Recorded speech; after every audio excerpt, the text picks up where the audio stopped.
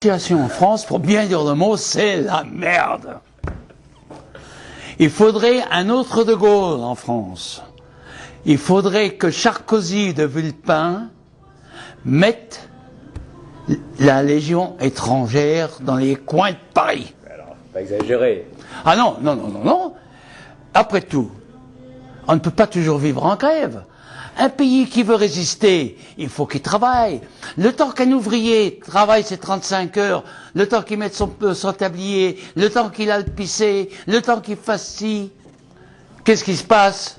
Il travaille que 25 heures par semaine. Et il veut être payé pour 40? Impossible. Moi, si j'étais quelque chose dans le monde entier, j'enverrais tous les Européens aux États-Unis et les Américains en Europe. Une semaine après de la jouissance d'un pays étranger, les Français diraient aux Américains, revenez en vitesse, on veut revenir chez nous. Les Américains diraient, monsieur les Français, vous y êtes, vous y restez.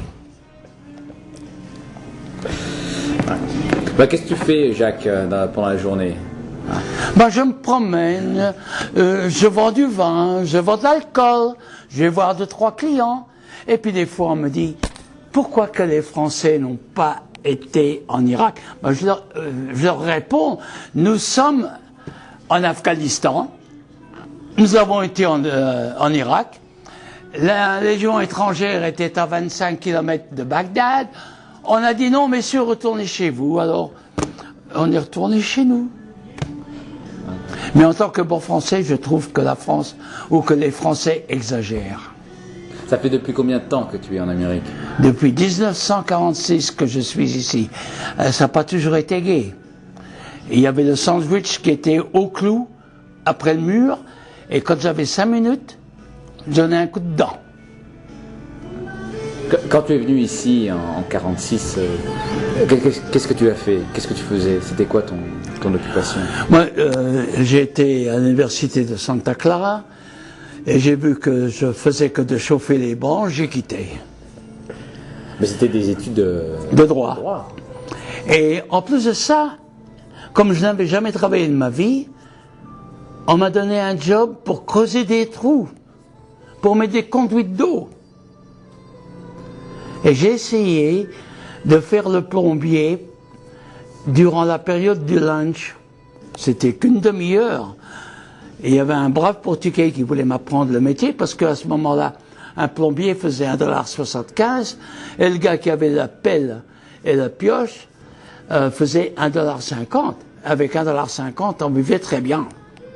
Par jour ou par heure? Par heure. Et par la suite, on m'a licencié parce que le syndicat n'admettait pas ce que je fasse. Cela durant la période du lunch. Ah. Donc tu ne pouvais pas avoir deux travails? Non, non, l'autre j'apprenais. J'apprenais. En propre temps. Parce qu'un plombier aujourd'hui fait 50 $ de l'heure. Et le samedi, il fait temps et demi, et le dimanche, double temps. Ben, à quel moment tu as commencé à vendre du vin? Oh, j'ai commencé à vendre du vin en 1960 pour une maison d'importation à San Francisco. Au bout de 6 mois, il y a un directeur de la maison, Paul Masson, qui m'a vu travailler sur le territoire. Il me dit, tu veux venir travailler pour nous? J'ai dit, je ne sais pas. Et il me dit, va voir monsieur Hurting à San Francisco. Et tu lui parleras, tu lui diras que tu veux travailler dans les restaurants et les hôtels. Bon, j'ai été employé dans cette maison. Et pour mentionner quelque chose au sujet de ce manager, son nom était Alex Coran. Il était allemand, juif, et dentiste en Allemagne. Et pendant la guerre, il a servi la Légion étrangère. Française. Française, oui. Et il est venu ici, et c'est lui qui m'a aidé à avoir un job chez Paul Masson. Et avec Paul Masson, j'avais un très bon territoire parce que je passais 4 mois de l'année aux îles hawaïennes. Et tout ça, c'était avec les dépenses journalières. Et c'est beaucoup mieux. Par la suite, Paul Masson a vendu sa maison à 6 grammes. Et j'ai été travailler avec une autre maison qui s'appelait donc Almaden, qui avait été créée par des Français également. Et j'ai été envoyé en exil au Texas. Combien de temps? 6 ans au Texas. Alors vraiment, là, c'est l'exil.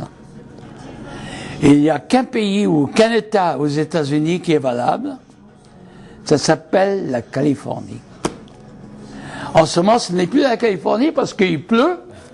Ça fait 1 mois qu'il pleut. Nous avons eu de la neige sur les montagnes et on allait faire du ski là sur le mont Hamilton. Bon, je m'excuse, je m'arrête. Bonsoir.